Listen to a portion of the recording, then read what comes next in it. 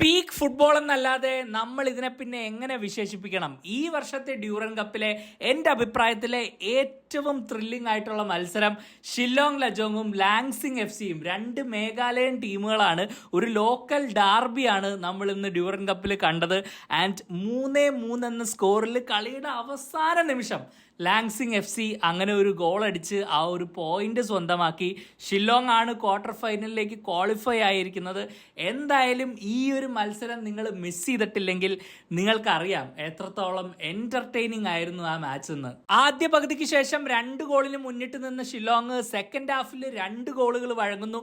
പിന്നീട് വീണ്ടും ലീഡ് നേടുന്നു. അതിനുശേഷം 90-ാം മിനിറ്റിൽ ആ മൂന്നാമത്തെ ഈക്വലൈസറും വഴങ്ങുന്നു. ഏകദേശം 11,000 പേരാണ് ഇന്ന് ആ സ്റ്റേഡിയത്തിൽ ഈ മത്സരം കാണാൻ ഒത്തുകൂടിയത്. അവരുടെ ടീമുകൾ രണ്ടും ജയിച്ചില്ലെങ്കിലും അവരെല്ലാവരും ഇന്നൊരു ചെറു പുഞ്ചിരിയോടെ ആയിരിക്കും വീട്ടിലേക്ക് പോകുന്നത്. കാരണം ഇതുപോലുള്ള മത്സരങ്ങൾ അങ്ങനെ എപ്പോഴും ഒന്നും സംഭവിക്കുന്ന ഒന്നല്ല. ഒരു ക്ലിയർ വിന്നർ ഇല്ലെങ്കിൽ പോലും തുടക്കം മുതൽ ഒടുക്കം വരെ എന്റർടൈൻമെന്റ് വാല്യൂവിൽ പീക്ക് ലെവലിൽ ഉണ്ടായിരുന്നുള്ള ഒരു മത്സരം ഈ ഒരു ഡ്യൂറൻ കപ്പ് ഗ്രൂപ്പ് സ്റ്റേജ് മത്സരത്തിൽ നിന്നും നമ്മൾ മനസ്സിലാക്കിയ 3 കാര്യങ്ങളിലേക്ക് കടക്കാം. എനിക്ക് ആദ്യം തന്നെ സംസാരിക്കാനുള്ളത് മേഘാലയൻ ഫുട്ബോളിനെ കുറിച്ച് തന്നെയാണ്. ഈ ഗ്രൂപ്പിൽ ഈ 2 ടീമുകളല്ലാതെ നോങ്സെ എഫ് സി എന്ന് പറഞ്ഞ് വേറൊരു മേഘാലയൻ ടീമും കൂടെ ഉണ്ടായിരുന്നു. അവർ 3-ാം സ്ഥാനത്താണ് ഫിനിഷ് ചെയ്തത്. ഈ മേഘാലയ റീജിയനിലേക്ക് പോകാനുള്ള ഒരു അവസരം നിങ്ങൾക്ക് എപ്പോഴെങ്കിലും ലഭിക്കുവാണെങ്കിൽ, അല്ലെങ്കിൽ ഒരു ഫുട്ബോളിനെ ഇഷ്ടപ്പെടുന്ന മലയാളി എന്ന രീതിക്ക് അങ്ങനെ പോകാനുള്ള ഒരു സാഹചര്യം നിങ്ങളുണ്ടെങ്കിൽ നിങ്ങളുടെ ജീവിതത്തിൽ ഒരിക്കലെങ്കിലും നിങ്ങൾ അവിടെ പോയൊരു ഫുട്ബോൾ മത്സരം കാണണമെന്നാണ് എൻ്റെ അഭിപ്രായം. എനിക്ക് നോർത്ത് ഈസ്റ്റുമായിട്ട് വളരെ ആഴത്തിൽ പതിഞ്ഞൊരു ബന്ധമുണ്ട്. ഞാൻ ഏകദേശം 1 വർഷത്തോളം മിസോറാമിൽ ജീവിച്ച ഒരാളാണ്. ആ ഒരു സമയത്ത് എനിക്ക് ഐസോൾ എഫ് സിക്ക് വേണ്ടി വർക്ക് ചെയ്യാനും പിന്നീട് കുറച്ച് വർഷങ്ങൾക്ക് ശേഷം നമ്മൾ യൂട്യൂബൊക്കെ തുടങ്ങി. അത്ര പോപ്പുലർ ഒന്നും അല്ലെങ്കിലും നമ്മൾ അവിടം വരെ പോയി ഈ മത്സരങ്ങളൊക്കെ കവർ ചെയ്തൊക്കെ നിങ്ങളിൽ ചിലരെങ്കിലും ഓർക്കുന്നുണ്ടാവും. And let me tell you, Indian football സർക്യൂട്ടിൽ ഈ നോർത്ത് ഈസ്റ്റിലെ ക്ലബ്ബുകൾ ഓപ്പറേറ്റ് ചെയ്യുന്ന പോലെ ഓപ്പറേറ്റ് ചെയ്യുന്ന വേറൊരു ക്ലബ്ബുകളും ഉണ്ടാവില്ല. ഇന്ത്യൻ ഫുട്ബോളിനെ കുറിച്ച് സംസാരിക്കുമ്പോൾ നമ്മളെല്ലാവരും വളരെ അഹങ്കാരത്തോടെ പറയുമല്ലോ, കൊൽക്കത്ത, ഗോവ, കേരള ഇതൊക്കെയാണ് ഫുട്ബോളിന്റെ ഈറ്റില്ലങ്ങൾ, നമുക്കാണ് ഏറ്റവും കൂടുതൽ വലിയ പാരമ്പര്യം, അങ്ങനെയൊക്കെ. എന്നാൽ ഇന്ത്യക്കൊരു ഫുട്ബോൾ ഭാവി ഉണ്ടെങ്കിൽ അത് നോർത്ത് ഈസ്റ്റിൽ നിന്ന് തന്നെയാണെന്നുള്ളതിൽ ഒരു സംശയവും. ഈ ക്ലബ്ബുകളുടെയൊക്കെ പെർഫോമൻസുകൾ കാണുമ്പോഴും അത് തന്നെയാണ് നമുക്ക് മനസ്സിലാക്കാൻ കഴിയുന്നത്. അത്രമേൽ ടാലന്റ് ആണ് ആ റീജിയനിലുള്ള. ഇന്ന് ലാങ്സിങ്ങിനെ പോലെ ഒരു ടീം കഴിഞ്ഞ കൊല്ലം ഐ ലീഗിൽ നിന്നും പ്രൊമോഷന് വേണ്ടി ഫൈറ്റ് ചെയ്ത ഷില്ലോങ് ലജോങ്ങിനെതിരെ ഇങ്ങനെ ഒരു പെർഫോമൻസ് പ്രൊഡ്യൂസ് ചെയ്യുന്നത് നിങ്ങളൊന്ന് ആലോചിച്ച് നോക്കിയേ. അവിടുത്തെ ക്വാളിറ്റി നമുക്ക് അപ്പം തന്നെ മനസ്സിലാവും. ഈ ടീമുകൾക്കൊക്കെ എങ്ങനെയെങ്കിലും വിസിബിലിറ്റി കിട്ടണം. ആൻഡ് ആ ഒരു ഫാക്ടർ കൺസിഡർ ചെയ്യുമ്പോൾ തീർച്ചയായിട്ടും ഡ്യൂറൻ കപ്പ് ഒരു വലിയ സക്സസ് തന്നെയാണ്. ഇതുപോലെ തന്നെയാണ് മണിപ്പൂരിലെ സിറ്റുവേഷനും. നമുക്കറിയാം അവിടെ ഒരു വലിയ ക്രൈസിസ് സംഭവിച്ചുകൊണ്ടിരിക്കുകയാണ്. കുറേ വർഷങ്ങളായിട്ട് നമ്മൾ അതിനെക്കുറിച്ച് വീഡിയോ ഒക്കെ ചെയ്തതാണ്. അതിനെ സോൾവ് ചെയ്യാനോ അതിനെ പരിഹരിക്കാനോ ഒന്നും ആരും ഒരു നടപടികളോ ഒന്നും എടുക്കുന്നില്ല. പക്ഷേ എന്നിരുന്നാലും അവിടെ നിന്നുള്ള ഫുട്ബോൾ ക്ലബ്ബുകൾ ഡ്യൂറൻ കപ്പിൽ വന്ന് നമുക്കറിയാം റൈങ്തായ് അവരിപ്പം ക്വാളിഫൈ ചെയ്തിരിക്കുകയാണ് ക്വാർട്ടർ ഫൈനലിലേക്ക്. നിങ്ങളൊന്ന് ആലോചിച്ച് നോക്കിയേ, അത്രയും ഡിസ്ട്രസ്സിലുള്ള ഒരു സ്ഥലത്തു നിന്ന് ഒരു ടീം വന്ന് ഇങ്ങനെ ഒരു national level, technically national level കോമ്പറ്റീഷനിൽ വന്ന് കമ്പീറ്റ് ചെയ്യുക, ക്വാർട്ടർ ഫൈനലിൽ എത്തുക എന്നൊക്കെ പറഞ്ഞു കഴിഞ്ഞാൽ അതൊരു വലിയ അച്ചീവ്മെന്റ് തന്നെയാണ്. അപ്പോൾ തീർച്ചയായിട്ടും എപ്പോഴും നമ്മൾ എല്ലാവരും ആഗ്രഹിക്കുന്ന ഒരു കാര്യമുണ്ടല്ലോ, ഇന്ത്യ നല്ലോണം പെർഫോം ചെയ്യണം, ഇന്ത്യ വേറെ ലെവലിലേക്ക് പോകണം, ഇന്ത്യ വേൾഡ് കപ്പൊക്കെ കളിക്കണം. അങ്ങനെയൊക്കെ നമുക്ക് ആഗ്രഹങ്ങളുണ്ടെങ്കിൽ ഈ ഒരു റീജിയനെ നമ്മൾ എത്രത്തോളം പ്രയോറിറ്റൈസ് ചെയ്യണമെന്നുള്ളതാണ്. ഈ ഒരു റീജിയനിൽ നിന്നും ക്ലിയർ ആയിട്ടൊരു പാത്വേ ഉണ്ട്, അത് നമുക്കറിയാം. കാരണം എല്ലാ മേജർ ISL ക്ലബ്ബുകളിലും ഐ ലീഗ് ക്ലബ്ബുകളിലും ഏറ്റവും കൂടുതൽ പ്ലെയേഴ്സിനെ സപ്ലൈ ചെയ്യുന്നത് ഈ നോർത്ത് ഈസ്റ്റ് റീജിയൻ ആണ്. പക്ഷേ ഇവിടുത്തെ ഇൻവെസ്റ്റ്മെന്റ്, അറ്റ്ലീസ്റ്റ് ഞാൻ പറയുന്നത് ഞാനുള്ളൊരു സമയത്തെ പറ്റിയാണ്. ഏകദേശം 6 വർഷത്തിൽ കൂടുതലായിപ്പോൾ 2019 കാലയളവിലാണ്. ആ സമയത്ത് എനിക്ക് മനസ്സിലാക്കാൻ കഴിഞ്ഞത് നമുക്കൊന്നും ഉള്ളതിൻ്റെ ഒരു ഇൻഫ്രാസ്ട്രക്ചറിൻ്റെയോ ഒരു ഇൻവെസ്റ്റ്മെൻറ്റിൻ്റെയോ പകുതിയുടെ പകുതി പോലും ഈ റീജിയനിൽ ഇല്ലെന്നുള്ളതാണ്. അവിടെയുള്ള ഫുട്ബോൾ വളരാൻ കാരണം അവിടെയുള്ള പാവപ്പെട്ട ജനങ്ങളുടെ പാഷനും അവരുടെ എബിലിറ്റിയും കൊണ്ട് മാത്രമാണ്. അല്ലാണ്ട് നമ്മുടെ ഫെഡറേഷനുകളോ നമ്മുടെ ആൾക്കാരോ ഒഫീഷ്യൽസോ ആരും ഒന്നും ചെയ്യുന്നില്ല. പിന്നെ അക്കൗണ്ടബിലിറ്റി എന്നുള്ള ഫാക്ടർ ഇന്ത്യൻ ഫുട്ബോളിൽ ഇല്ലാത്തടത്തോളം കാലം അവിടുത്തെ ക്ലബ്ബുകൾ എങ്ങനെയെങ്കിലുമൊക്കെ തട്ടിമുട്ടി മുന്നോട്ട് പോകും തോറും നമ്മൾ ഇതിനെക്കുറിച്ചൊന്നും ബോധേഡ് ആയിരിക്കില്ല. കാരണം ഇത് പ്രത്യേകിച്ച് എടുത്ത് പറയാൻ കാരണം ഇപ്പം നിങ്ങൾ എല്ലാവരും അറിഞ്ഞിട്ടുണ്ടാവും, ഐസോൾ എഫ് സി. ആ ഒരു ക്ലബ്ബ് എനിക്ക് അത്രത്തോളം സ്പെഷ്യലാണ്. കാരണം ഞാൻ 1 വർഷം അവർ ഐ ലീഗ് അടിച്ച ആ ഒരു കാരണം കൊണ്ട് മാത്രമാണ് ഞാൻ മിസോറാമിൽ പോകുന്നത്. കേരളത്തിൽ നിന്ന് എനിക്ക് അവിടെ പോയി എൻ്റെ മാസ്റ്റേഴ്സ് ചെയ്യേണ്ട ഒരു ആവശ്യമില്ല. വേറെ പല സെൻട്രൽ ക്യാമ്പസുകളും പല ഓപ്ഷനുകളും ഉണ്ട്. എന്നിട്ടും ഞാൻ മിസോറാമിൽ പോയത് ഐസോൾ എഫ് സിയും ഖാലിദ് ജമീലും ആ കൊണ്ടുവന്ന മിറാക്കിൾ അത് തന്നെ എൻ്റെ ഉള്ളിലെ ഫുട്ബോൾ ഫാനിനെ ഏറ്റവും കൂടുതൽ ഇൻസ്പയർ ചെയ്യിക്കുന്ന ഒരു സ്റ്റോറിയാണ്. ആൻഡ് ആ സ്ഥലത്ത് പോയി ആ ക്ലബിന് വേണ്ടി വർക്ക് ചെയ്യാൻ പറ്റുമെന്നൊന്നും ഞാൻ ഒരിക്കലും എൻ്റെ ജീവിതത്തിൽ പ്രതീക്ഷിച്ചിട്ടില്ല. അത് എന്തോ ഒരു വലിയൊരു ഭാഗ്യമാണ്. എൻ്റെ ജീവിതത്തിൽ എനിക്ക് കിട്ടിയിരിക്കുന്ന ഏറ്റവും വലിയ ഭാഗ്യങ്ങളിൽ ഒന്നാണ് അവിടെ പോകാൻ പറ്റി, അവിടെ ആ ക്ലബിന് വേണ്ടി വർക്ക് ചെയ്യാൻ പറ്റി എന്നുള്ളത്. ഇപ്പോഴും എനിക്ക് ഒരുപാട് കോണ്ടാക്ട്സ് അവരുമായിട്ടൊക്കെ ഉണ്ട്. പക്ഷേ അവിടെ പോണതിൻ്റെ ഉദ്ദേശം ഇത് മാത്രമേ ഉണ്ടായിരുന്നുള്ളൂ. ഈ റീജിയനിൽ പോയിട്ട് എങ്ങനെയാണ് ഈ ഒരു മിറക്കിൾ അവിടെ സംഭവിച്ചത് എന്ന് എനിക്ക് മനസ്സിലാക്കണമായിരുന്നു. കാരണം അങ്ങനെ ഒരു ടീം വരുന്നു, നാഷണൽ ലീഗ് അടിക്കുന്നു, literally news paper like English local national daily news paper ഒരു ദിവസം വൈകി വരുന്ന ഒരു ടൗണാണ് ഐസോൾ. അത് നിങ്ങൾക്കറിയോ? ഇന്ന് അടിച്ച ന്യൂസ് പേപ്പർ നാളെ വരുള്ളൂ ബിക്കോസ് ഓഫ് ലോജിസ്റ്റിക്കൽ ഇഷ്യൂസ്. അത്രയും വിഷയമുള്ള ഒരു സ്ഥലത്താണ് ഖാലിദ് ജമീലിന്റെ ആ ടീം ഐ ലീഗ് അടിക്കുന്നത്. നിങ്ങളൊന്ന് ആലോചിച്ച് നോക്കി.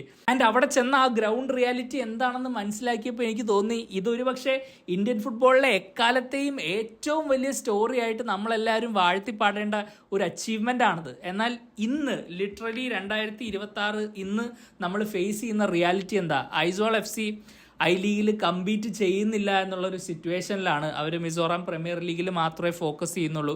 ഐ ലീഗിനെ നമുക്കറിയാം, അതിൻ്റെ അകത്തോട്ടുള്ള ഇൻവെസ്റ്റ്മെൻറ്റും കാര്യങ്ങളും ഒന്നും അവർക്ക് ബെയർ ചെയ്യാൻ പറ്റുന്നില്ല. അവരുടെ ലൈസൻസ് വേറൊരു ടീം എടുത്ത് മിക്കവാറും നാഗാലാൻഡിൽ നിന്ന് ഒരു ടീം വരുമെന്നൊക്കെയാണ് പറയുന്നത്. അവിടെ അങ്ങനെ ഒരു ടീമിന് ഒരു അവസരം കിട്ടുന്നു എന്നുള്ളത് ശരിയാണ്. പക്ഷേ ഐസോൾ എഫ് സി എന്ന് പറഞ്ഞാൽ ഇന്ത്യൻ ഫുട്ബോൾ ചരിത്രത്തിൽ തന്നെ എക്കാലത്തെയും ഒരു ഐക്കോണിക് ക്ലബ്ബാണ്. ആ ക്ലബ്ബും ഏകദേശം ഐ ലീഗിൽ നിന്ന് പിന്മാറുന്നു എന്നുള്ള ഒരു വാർത്ത, ആ ഒരു നീക്കം ശരിക്കും ആ റീജിയണിലെ ടോപ്പ് ക്ലബ്ബുകളെ എത്രത്തോളം ഈ ഒരു ഇന്ത്യൻ ഫുട്ബോളിന്റെ അവസ്ഥ എഫക്റ്റ് ചെയ്യുന്നു എന്നുള്ളതിനുള്ള ഒരു വലിയ റിയാലിറ്റി ചെക്കാണ്. അതുകൊണ്ട് തന്നെ ഈ ഒരു റീജിയനെ നമ്മൾ പ്രൊട്ടക്റ്റ് ചെയ്യണം. മാക്സിമം എങ്ങനെയെങ്കിലും ഇവിടുത്തെ ക്ലബ്ബുകൾക്കുള്ള ഇൻഫ്രാസ്ട്രക്ചറുകളിൽ എന്തെങ്കിലും ഹെൽപ്പ് ചെയ്യാൻ പറ്റുമോ, എന്താണ് ചെയ്യാൻ പറ്റുന്നത്, എന്താണ് ഗ്രാസ് റൂട്ടിൽ ചെയ്യാൻ പറ്റുന്നത് എന്നൊക്കെ നമ്മുടെ ഫെഡറേഷനും കാര്യങ്ങളൊക്കെ വിചാരിച്ചു കഴിഞ്ഞാൽ ഇന്ത്യൻ ഫുട്ബോളിന് ഒരുപക്ഷെ ഒരു നല്ല നാളെ ഉണ്ടാവും. ഇപ്പൊ ലേറ്റസ്റ്റ് ആയിട്ട് വരുന്ന റിപ്പോർട്ട് എന്താണെന്ന് വെച്ചാൽ ജംഷഡ്പൂർ എഫ് സി കംപ്ലീറ്റ് ആയിട്ട് ISL നിന്നും പിന്മാറുകയാണെന്ന് അവരുടെ ആ ഒരു അടുത്ത ഡിസ്കഷന് ശേഷം തീരുമാനിക്കുകയാണെങ്കിൽ അവരുടെ ലൈസൻസ് ചർച്ചിൽ ബ്രദേഴ്സ് മേടിച്ചിട്ട് ചർച്ചിൽ ISLലോട്ട് ഒരു എൻട്രി നടത്തും എന്നുള്ള ചില റിപ്പോർട്ടുകൾ ഇപ്പോൾ കേൾക്കുന്നുണ്ട്. നിങ്ങളൊന്ന് ആലോചിച്ച് നോക്കിയാൽ 3rd ടയറിലേക്ക് റെലഗേറ്റ് ആയിട്ടുള്ള ഒരു ടീം അടുത്ത സീസൺ ആകുമ്പോഴത്തേക്കും ടോപ്പ് ഫ്ലൈറ്റ് കളിക്കാനായിട്ട് വരുന്നു. ശരിക്കും അതിനെക്കുറിച്ച് ആലോചിക്കുമ്പോഴാണ് ഞാൻ എന്തുകൊണ്ട് ഷില്ലോങ് ലജോങ്ങിന് ആ അവസരം കിട്ടുന്നില്ല എന്ന് ഞാൻ ആലോചിക്കുന്നത്. എന്തുകൊണ്ടും ജംഷഡ്പൂർ പിന്മാറുകയാണെങ്കിൽ ആ ഒരു സ്പോട്ടിലേക്ക് വരാൻ എല്ലാ രീതിയിലും മെറിറ്റുള്ളൊരു ടീമാണ് ഷില്ലോങ് ലജോങ്. തീർച്ചയായിട്ടും അവിടെ കളികൾ വന്നു കഴിഞ്ഞാൽ അവിടുത്തെ അറ്റൻഡൻസ് നമുക്കറിയാം, ബ്രോഡ്കാസ്റ്റ് വാല്യൂ ഉണ്ടാവും, ടിക്കറ്റ് സെയിൽസ് ജനറേറ്റ് ചെയ്യാൻ പറ്റും, സസ്റ്റൈനബിൾ ആയിട്ട് ഒരു ISL ഒക്കെ വരുമ്പോഴത്തേക്കും അതിൻ്റെ ഒരു പ്രൊഫൈൽ ഒന്നും കൂടെ കൂടും. ഇപ്പം ലജോങ്ങിൻ്റെ കളികൾ തന്നെ ഈ ഒരു മത്സരത്തിൽ തന്നെ 11,000 പേര് വന്നു. എത്ര ISL ക്ലബ്ബുകൾക്ക് ഒരു ടോപ്പ് ഫ്ലൈറ്റ് ISL മത്സരത്തിൽ 11,000 പേരെ സ്റ്റേഡിയത്തിൽ കൊണ്ടുവരാൻ പറ്റും? എത്ര ക്ലബ്ബുകൾക്ക് കൊണ്ടുവരാൻ പറ്റും? ആ ഒരു ക്വസ്റ്റ്യൻ ഉണ്ട്. എന്തുകൊണ്ട് ഈ ക്ലബിനെ നമ്മൾ കൺസിഡർ ചെയ്യുന്നില്ല എന്നുള്ളതാണ്. കഴിഞ്ഞ കൊല്ലം അവർ വളരെ ക്ലോസ് ആയിരുന്നു. പക്ഷേ നമുക്കറിയാം, നമുക്ക് എല്ലാവർക്കും അവർ ക്വാളിഫൈ ചെയ്യണമെന്നുണ്ടായിരുന്നു, പക്ഷെ ക്വാളിഫൈ ആയില്ല. ഈ ഒരു വർഷം അവർക്ക് ആ എൻട്രി കിട്ടിയില്ലെങ്കിലും ബൈ ഓൾ മെറിറ്റ് ഒരു പക്ഷേ അവർ ഇതുപോലെ തന്നെ കളിക്കുകയാണെങ്കിൽ അവർ ഓട്ടോമാറ്റിക് ക്വാളിഫിക്കേഷൻ നേടി വരും. ആൻഡ് അങ്ങനെയാണെങ്കിൽ നമുക്ക് എല്ലാവർക്കും ഒരുപാട് സന്തോഷം ഉണ്ടാവും. പക്ഷേ ഇങ്ങനെ ഒരു അവസരം ഉണ്ടെങ്കിൽ ജംഷഡ്പൂർ അവിടെ പോവുകയാണെങ്കിൽ അവിടെ ഒരു ഗ്യാപ്പ് ഉണ്ടെങ്കിൽ എന്തുകൊണ്ട് ഓട്ടോമാറ്റിക്കലി അവർക്ക് ആ സ്പോട്ട് കൊടുത്തുകൂടാ എന്ന് ഞാൻ ആലോചിക്കുന്നുണ്ട്. പക്ഷേ ഇന്ത്യൻ ഫുട്ബോൾ ആണല്ലോ, നമ്മൾ പറഞ്ഞ പോലെ തന്നെ മെറിറ്റിൽ ഇവിടെ വലിയ വാല്യൂ ഒന്നുമില്ല. ബാക്കി കളികളാണ്, PR വർക്കുകളും പിന്നിൽ നിന്നുള്ള ചരടുവലികളും ഒക്കെയാണ് ഇവിടുത്തെ മെയിൻ പരിപാടി. അതുകൊണ്ട് തന്നെ ചില ആൾക്കാർ അതൊക്കെ അട്ടിമറിച്ച് ആ ഒരു സ്പോട്ടും കൊണ്ട് പോകാനുള്ള എല്ലാ സാധ്യതയുണ്ട്. അങ്ങനെ തന്നെയാണ് കാണുന്നത്. എന്തായാലും ഒരു ടീം ഇപ്പം IFLൽ നിന്നും ഒരു ടീം ISL ബെർത്ത് അർഹിക്കുന്നുണ്ടെങ്കിൽ അത് ഷില്ലോങ് ലജോങ് ആണ്. അവർ ഇന്നും തെളിയിച്ചു കഴിഞ്ഞു. നമുക്കറിയാം ഇന്നത്തെ മത്സരം അവർ ജയിച്ചിട്ട് പോലുമില്ല. പക്ഷേ അവർ കളിച്ച ആ ഒരു ഇൻറ്റൻറ്റ് ഉണ്ടല്ലോ, കളിയുടെ തുടക്കത്തിൽ തന്നെ ആ ഫ്രണ്ട് ഫുട്ടിൽ കളിക്കുക, ഒരു ഭയങ്കര ബ്രില്യൻ്റ് അറ്റാക്കിംഗ് ബ്രാൻഡ് ഫുട്ബോളാണ് അവർ കളിക്കുന്നത്. ഒരു പക്ഷേ ഇന്ത്യൻ ഫുട്ബോളിൽ ഇത്രയും നല്ലൊരു അറ്റാക്കിംഗ് ബ്രാൻഡ് ഫുട്ബോൾ കളിക്കുന്ന ഒരു ടീം ഉണ്ടോ എന്ന് ചോദിച്ചാൽ ഇല്ലെന്ന് വേണമെങ്കിൽ പറയേണ്ടി വരും. ഓബ്വിയസ്ലി നമുക്ക് ISL ക്ലബ്ബുകളായിട്ടൊക്കെ കമ്പയർ ചെയ്യാം. പക്ഷേ അവരുടെ ബഡ്ജറ്റും ഇവരുടെ ബഡ്ജറ്റും the amount of local players, ആ ഒരു ഹോം ഗ്രൗണ്ട് ടാലൻറ്റ്, എത്രത്തോളം യങ് പ്ലെയേഴ്സാണ് ആ ടീമിൽ കളിക്കുന്നത്. വർഷങ്ങളായിട്ട് കളിക്കുന്ന ഒരുപാട് പ്ലെയേഴ്സ് ഉണ്ട്. ചില പ്ലെയേഴ്സ് ISL ക്ലബ്ബുകളിൽ നിന്ന് ഓഫർ വന്നിട്ട് പോവാതെ അവിടെ കളിക്കുന്ന പ്ലെയേഴ്സ് ഉണ്ട്. ഇതെനിക്ക് പേഴ്സണലി അറിയാവുന്ന കാര്യമാണ്. എന്തായാലും ലജോങ് എങ്ങനെയെങ്കിലും ഈ വർഷമെങ്കിലും ക്വാളിഫൈ ചെയ്യട്ടെ. ഈ വീഡിയോ നിങ്ങൾ കാണുന്നുണ്ടെങ്കിൽ നിങ്ങൾ എനിക്കൊരു പ്രോമിസ് തരണം, ഈ വർഷം ഷില്ലോങ് ലജോങ്ങിൻ്റെ എല്ലാ മത്സരങ്ങളും നിങ്ങൾ കാണുമെന്ന്. ആസ് എ ഫുട്ബോൾ ഫാൻ നിങ്ങൾ ഒരിക്കലും നിരാശപ്പെടില്ല ആ മത്സരങ്ങൾ കണ്ടു കഴിഞ്ഞാൽ. പക്ഷേ അത് അവർക്ക് വലിയൊരു ബൂസ്റ്റ് ആയിരിക്കും. കാരണം ഇത്രയും സപ്പോർട്ട് നമ്മൾ വീഡിയോസൊക്കെ ചെയ്യുകയാണെങ്കിൽ, നമ്മൾ അതിനെക്കുറിച്ച് സോഷ്യൽ മീഡിയയിലൊക്കെ സംസാരിക്കുകയാണെങ്കിൽ തീർച്ചയായിട്ടും ആ ക്ലബിന് അതൊരു വലിയ ഒരു പോസിറ്റീവാണ്. ആൻഡ് ഇഫ് എനി ക്ലബ്, ഏതെങ്കിലും ഒരു ക്ലബിന് ഇത്രയും നല്ലൊരു സപ്പോർട്ട് ആവശ്യമുണ്ടെങ്കിൽ അവർക്ക് സ്റ്റേഡിയം വൈസൊക്കെ അവരുടെ ഫാൻസ് വന്നോളും. നല്ല ഫുട്ബോൾ നോളജും നല്ല എഡ്യൂക്കേറ്റഡും ആയിട്ടുള്ള ഫാൻസാണ് അവിടെ ഉള്ളത്. അവരതിനൊക്കെ വന്ന് സപ്പോർട്ടൊക്കെ ചെയ്തോളും. പക്ഷെ നമ്മളിതിനെ ഒരു പാൻ ഇന്ത്യൻ സംഭവമാക്കി വളർത്തണം, മനസ്സിലായില്ലേ? ഈ സോഷ്യൽ മീഡിയയിലാണ് ഇപ്പോൾ ഇന്ത്യൻ ഫുട്ബോളിൻ്റെ മെയിൻ പരിപാടികൾ. സോഷ്യൽ മീഡിയയിൽ പല ആൾക്കാരും വന്ന് ഭയങ്കര പിയറക്കടിയും അങ്ങനെ അവർ കുറേ കൈയടി കൊണ്ടുപോകും. ഒരു ജനറൽ ക്രൗഡ് ഉണ്ടല്ലോ, ഈ ഫെൻസിൽ നിൽക്കുന്ന ക്രൗഡ്, ഇന്ത്യൻ ഫുട്ബോൾ എന്താണെന്ന് അധികം അറിയാത്ത കുറേ ക്രൗഡ്, പക്ഷെ കുറച്ച് ക്യൂരിയസ് ആയിട്ടുള്ള അവരെയൊക്കെ വഴിതെറ്റിപ്പിച്ച് വിടാനായിട്ട് കുറേ സോഷ്യൽ മീഡിയ പരാക്രമങ്ങൾ ഇപ്പോൾ നടക്കുന്നുണ്ട്. അതുകൊണ്ട് തന്നെ ഇങ്ങനത്തെ സ്റ്റോറീസ് നമ്മൾ ആംപ്ലിഫൈ ചെയ്യുക. ഞാനിത് പറയാൻ കാരണം, ഞാൻ ഒരുപാട് പേരെ വീഡിയോസ് ചെയ്യുന്ന, പേഴ്സണലി എനിക്ക് അറിയാവുന്ന ആൾക്കാരല്ല, പക്ഷേ റാൻഡമായിട്ട് എൻ്റെ റീൽസിലൊക്കെ കുറേ പേര് ഇങ്ങനെ കുറേ ആൾക്കാരെ കുറിച്ചൊക്കെ വീഡിയോസൊക്കെ ചെയ്യുന്നതൊക്കെ ഞാൻ കണ്ടിട്ടുണ്ട്. അപ്പം നമ്മൾ ഇങ്ങനത്തെ സ്റ്റോറികളെ കുറിച്ച് എന്തുകൊണ്ട് സംസാരിക്കുന്നില്ല? ലജോങ്ങിനെ കുറിച്ചൊക്കെ ഒരുപാട് സംസാരിക്കാനുണ്ട്. അതിനെക്കുറിച്ചൊക്കെ നമ്മൾ മനസ്സിലാക്കി ആ ക്ലബ്ബുകൾക്കൊക്കെ വിസിബിലിറ്റി കൊടുക്കുക സോഷ്യൽ മീഡിയയിൽ. അങ്ങനെയാണ് നമുക്ക് ശരിക്കും ഇന്ത്യൻ ഫുട്ബോളിന് എന്തെങ്കിലും നല്ലത് ചെയ്യാനുണ്ടെങ്കിൽ ചെയ്യാൻ പറ്റുള്ളൂ. അല്ലാതെ വേറെ ആൾക്കാർ പറയുന്ന ചില നറേറ്റീവുകളിലൂടെ നമ്മൾ പോവുകയാണെങ്കിൽ എവിടെ എത്താൻ പോകുന്നില്ല. ഈ ഒരു സംഭവം ഡെവലപ്പ് ആവണമെങ്കിൽ ഇങ്ങനത്തെ സ്റ്റോറികളും ഇങ്ങനെ actual proof of work, like ground ലെവലിൽ ഇങ്ങനെ വർക്ക് ചെയ്യുന്ന ക്ലബ്ബുകളെ പൊക്കിക്കൊണ്ട് വരാതെ വേറൊരു രക്ഷയില്ല. അതുകൊണ്ട് തന്നെ നിങ്ങൾ ഷില്ലോങ് ലജോങ്ങിനെ സപ്പോർട്ട് ചെയ്യുക. നിങ്ങൾക്ക് എല്ലാവർക്കും ഫേവറേറ്റ് ടീംസ് ഉണ്ടാവും, പക്ഷേ your second favourite team should be Shillong Lajong. അതിൽ സംശയമൊന്നുമില്ല. അതുകൊണ്ട് തന്നെ അവരുടെ മത്സരങ്ങൾ കാണുക. ഇനിയിപ്പോൾ ക്വാർട്ടർ ഫൈനലൊക്കെ വരുന്നുണ്ട്, നമ്മളത് കവർ ചെയ്യുന്നതായിരിക്കും, നിങ്ങളും കാണുക. I would just like to say one thing. This is Everbrighton Sana's world and we are just merely living in it. This guy is an incredible bowler, probably the coldest in Indian football, and he is full of aura. Indian ഫുട്ബോളിൽ ഇപ്പം ഇങ്ങനെ ഒരു മോൾഡിലുള്ള ഒരു player, ആ ഒരു ഓറ, confidence, ഇത്രയും ചെറു പ്രായത്തിലും ഈ ഒരു കോൺഫിഡൻസ്, ഒരു മാച്ചിൻ്റെ ഗതിയെ ഒറ്റയ്ക്ക് തനിക്ക് തിരിക്കാൻ പറ്റുമെന്നുള്ള തൻ്റെ എബിലിറ്റിയിലുള്ള ഫുൾ കോൺഫിഡൻസ് ഉള്ള ഒരു പ്ലെയറാണ്. നിങ്ങൾ ആ ഗോളിനുള്ള ബാക്ക് ഹീൽ അസിസ്റ്റ് കണ്ടിട്ടുണ്ടാവും ജോട്ടയുടെ ഒരു അടിപൊളി ഫിനിഷ്, നല്ല റൺ, 2-3 സ്റ്റെപ്പ് ഓവർ, ഫാർ കോർണറിലേക്ക് ഒരു നല്ല ഫിനിഷ്. ബട്ട് ആ പാസ് നിങ്ങളൊന്ന് നോക്കിയേ, was that the best assist of this tournament? I think nobody can beat this thing. ഞാൻ എപ്പോഴും ഹോപ്പ് ചെയ്യുന്നത് ഒരു ISL ക്ലബും ഈ കളിക്കാരനെ ഇപ്പം മേടിക്കല്ലേ എന്നുള്ളതാണ്. റെഗുലറായിട്ട് കളിക്കട്ടെ, റെഗുലറായിട്ട് ഇതുപോലെ തന്നെ പെർഫോം ചെയ്യട്ടെ, ഒരു I-League സീസണും കൂടെ അവിടെ നിന്ന് കൺസിസ്റ്റൻ്റ് ആയിട്ട് കളിക്കാൻ പറ്റട്ടെ. ബിക്കോസ് ഒരു വലിയ ISL ക്ലബ്ബ് ആരെങ്കിലും മേടിച്ച് ബെഞ്ചിൽ ഇരുത്തേണ്ട ഒരു പ്ലെയർ അല്ല എവർബ്രൈറ്റൺ. അവിടെ കളിക്കുകയാണെങ്കിൽ റെഗുലറായിട്ട് സ്റ്റാർട്ട് ചെയ്യേണ്ട ഒരു പ്ലെയറാണ്. ആ ഒരു അവസരം എങ്ങനെയെങ്കിലും കിട്ടട്ടെ. എനിവേ, ഞാൻ പറഞ്ഞ പോലെ തന്നെ ഈ പ്ലെയർ എവിടെയെങ്കിലും കളിക്കുന്നുണ്ടെങ്കിൽ നിങ്ങൾ ചെയ്യുന്ന കാര്യം മാറ്റിവെച്ച് TV-യുടെ മുമ്പിലോ ലാപ്ടോപ്പിൻ്റെ മുമ്പിലോ ഫോണിൻ്റെ മുമ്പിലോ ഇരുന്ന് ഈ പ്ലെയറിനെ ഒബ്സർവ് ചെയ്യുക.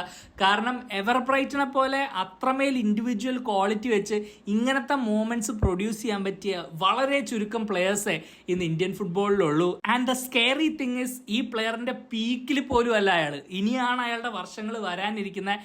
ആൻഡ് ആ ഒരു പീക്ക് വിറ്റ്നസ് ചെയ്യാൻ നമുക്ക് എല്ലാവർക്കും പറ്റട്ടെ. ലജോങ്ങിന് വേണ്ടി ടോപ്പ് ഫ്ലൈറ്റിലും അതുപോലെ തന്നെ ഇന്ത്യൻ നാഷണൽ ടീമിനും വേണ്ടി ഒരു നല്ല പ്ലെയറായിട്ട് മാറാൻ ഈ പ്ലെയറിന് മാറട്ടെ എന്ന് മാത്രമേ ഇപ്പോൾ ആഗ്രഹിക്കാൻ കഴിയുള്ളൂ. എന്തായാലും അതിനുള്ള ക്വാളിറ്റി ഉണ്ട്, അതിനുള്ള ടാലൻ്റ് ഉണ്ട്, ബാക്കിയുള്ള കുറച്ച് ഫാക്ടേഴ്സും കൂടെ ഉണ്ട്. അതെല്ലാം കറക്റ്റായിട്ട് വരട്ടെ. അത്രയൊക്കെ ഉള്ളൂ ഗൈസ്. എന്തായാലും ഈ മത്സരം നിങ്ങൾ എൻജോയ് ചെയ്തിട്ടുണ്ടാവും എന്ന് ഞാൻ പ്രതീക്ഷിക്കുന്നു. ഷില്ലോങ് ലജോങ്ങിനെ കുറിച്ചുള്ള നിങ്ങളുടെ അഭിപ്രായങ്ങൾ തീർച്ചയായിട്ടും കമൻറ്റ് ചെയ്യുക. പുതിയൊരു വീഡിയോ ആയിട്ട് ഞാൻ വീണ്ടും വരാം. അടുത്ത വീഡിയോ മിക്കവാറും നമ്മുടെ പുതിയ ചാനലിൽ ഒരു premier league related, Chelsea related video ആയിരിക്കും. ഈ ചാനലിൽ ഓബിയസ്ലി കേരള ബ്ലാസ്റ്റേഴ്സ് കണ്ടന്റ് വരും. ഞാനിപ്പോൾ ആ ഒരു റുട്ടീനിലേക്ക് കടന്നുകൊണ്ടിരിക്കുകയാണ്. ഇപ്പോൾ 2 ദിവസം ഷൂട്ട് ചെയ്തു, ഇനി ബാക്ക് ടു ബാക്ക് വീഡിയോസ് ചെയ്യണമെന്നാണ്. വർക്കൊക്കെ കുറച്ച് ഓക്കെ ആണെങ്കിൽ എന്തായാലും റെഗുലറായിട്ട് ആഴ്ചയിൽ 1-2 വീഡിയോ എങ്കിലും കുറഞ്ഞത് വരും എന്ന് തന്നെ ഞാൻ ഉറപ്പ് പറയുന്നു. എന്തായാലും ബ്ലാസ്റ്റേഴ്സിൻ്റെ ട്രാൻസ്ഫർ മാർക്കറ്റ് പരിപാടികളെക്കുറിച്ചും റീബിൽഡിങ്ങിനെ കുറിച്ചും ഒക്കെ നിങ്ങൾക്ക് കാണാൻ താല്പര്യമുണ്ടെങ്കിൽ നിങ്ങൾ കമൻറ്റ് ചെയ്യുക. ഞാൻ കഴിഞ്ഞ വീഡിയോയിൽ പറഞ്ഞിരുന്നു ടേക്ക് ഓവറിന് ശേഷം ചെയ്യണോ ടേക്ക് ഓവറിന് മുമ്പേ ചെയ്ത് തുടങ്ങണോ എന്നുള്ളൊരു കൺഫ്യൂഷനിലാണ് ഞാൻ. അതിനുള്ള ഒരു ഉത്തരം ഇതുവരെ എനിക്ക് കിട്ടിയിട്ടില്ല. അപ്പം നിങ്ങൾ പറയുക, നിങ്ങൾ പറയുന്ന പോലെ ആയിരിക്കും ഞാൻ മുന്നോട്ട് പോകുന്നത്. എന്തായാലും പുതിയൊരു വീഡിയോ ആയിട്ട് വീണ്ടും കാണാം. അതുവരേക്കും you take care. Bye for now.